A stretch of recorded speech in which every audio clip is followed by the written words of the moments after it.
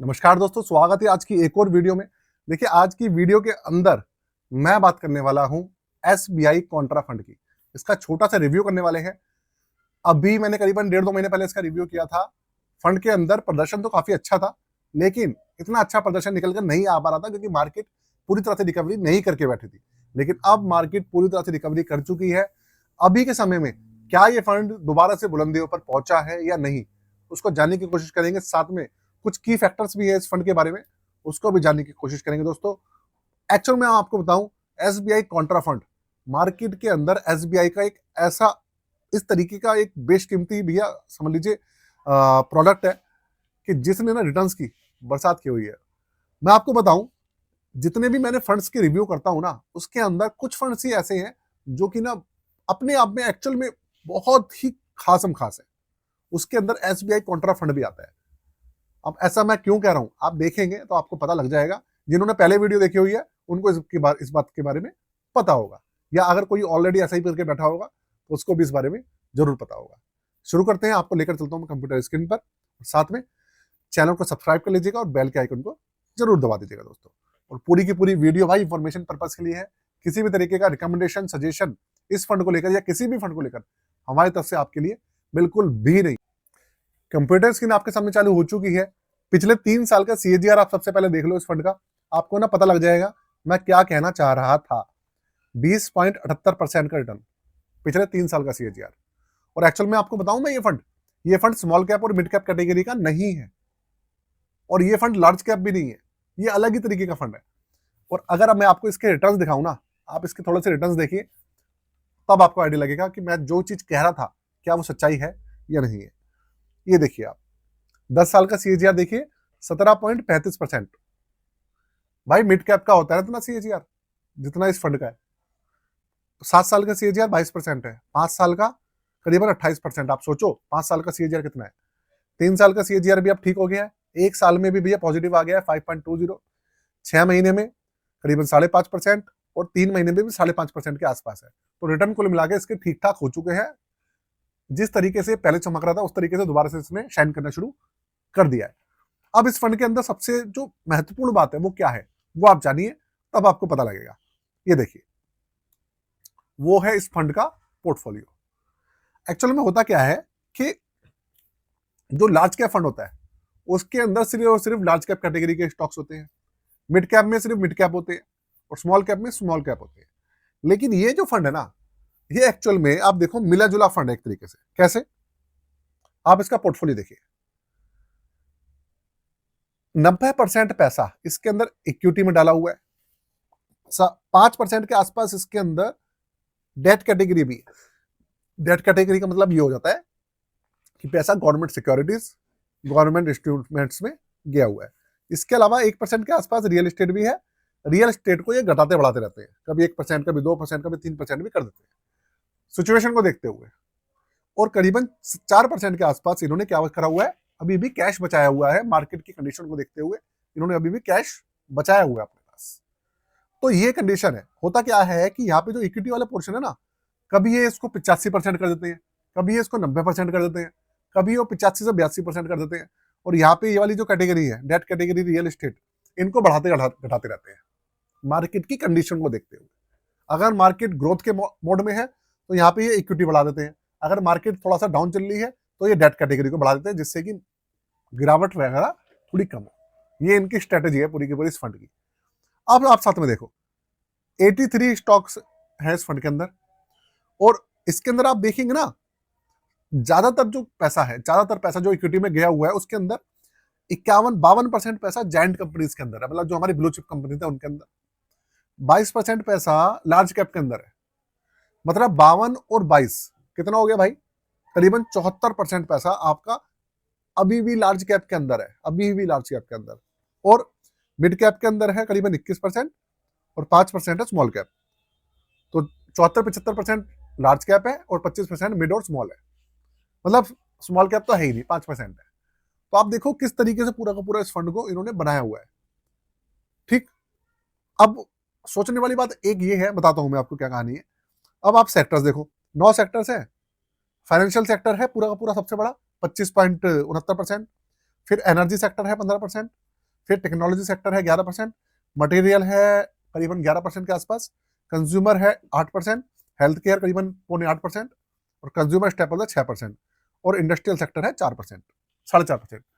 तो समझने वाली बात यह है, इन्होंने सेक्टर्स भी ऐसे चुने हुए हैं जो कि काफी अच्छे हैं, जो बहुत बेहतरीन रिटर्न्स निकाल कर देते हैं, और सेक्टर्स भी चेंज करते रहते हैं, ऐसा नहीं है कि चेंज नहीं करते। देखो अभी के समय में अगर आप देखेंगे तो एसबीआई की बहुत सारी ऐसी स्कीम्स हैं जो कि परफॉर्मेंस बिल्कुल भी निकाल कर नहीं दे रही है, रिटर्न्स निकाल कर नहीं दे रही, जिसमें इनका स्मॉल कैप भी है, मिड कैप भी है, और भी स्कीम्स है एक दो। लेकिन ये फंड ऐसा है, इस फंड के ऊपर ये लोग सबसे ज्यादा ध्यान रखते हैं, सबसे ज्यादा। पता है एयूएम कितना है इसका? एयूएम भी मेरे ख्याल से 50,000 करोड़ से ज्यादा है इसका। 50,000 करोड़ तो मैं कम बता रहा हूं, ज्यादा है इसका एयूएम। तो होता ये है, अब सोचने वाली बात क्या है कि आप इसका जो रिटर्न्स वाला पोर्शन है इस पर दोबारा से आइए। 10 साल का सीएजीआर देखिए 17% से ऊपर है। तो अगर आप किसी भी जो प्रॉपर लार्ज कैप फंड है उसका सीएजीआर कितना होता है चेक करेंगे कभी, चेक करो आप।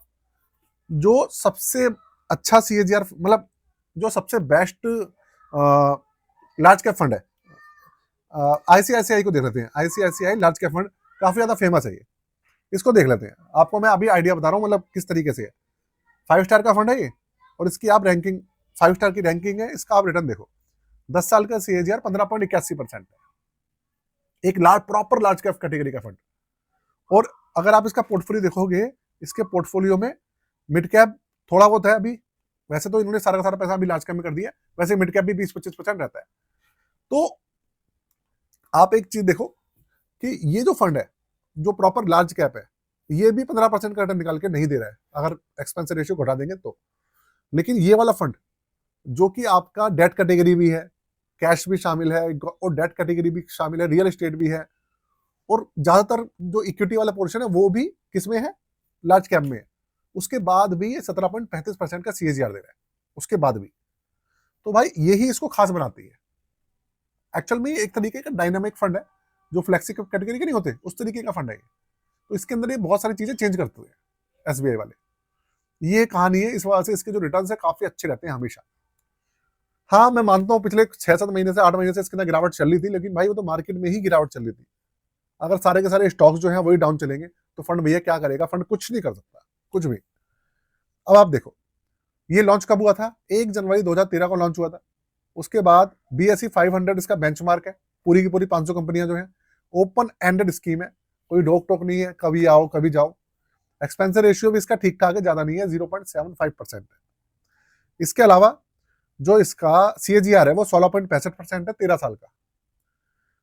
49,218 करोड़, मतलब मैं आपको 50,000 करोड़ ही बता रहा था, करीबन 50,000 करोड़ के आसपास का इसका एयूएम है। 5,000 रुपए से मिनिमम लमसम और 500 रुपए से मिनिमम एसआईपी में चालू हो जाती है। कोई लॉक इन पीरियड नहीं है इस फंड के अंदर। और एग्जिट लोड देखो, 30 दिन के अंदर इसका एग्जिट लोड 0.25% है, और 30 दिन के बाद 0.10%, 90 दिन तक, 30 दिन से 90 दिन तक, और 90 दिन के बाद 0% है। कुछ आप सोचो इस तरीके से। अब चार्जेस भी कम है, एक्सपेंस रेशियो भी ठीक ठाक है, एग्जिट लोड भी कम है, 5 स्टार रैंकिंग है।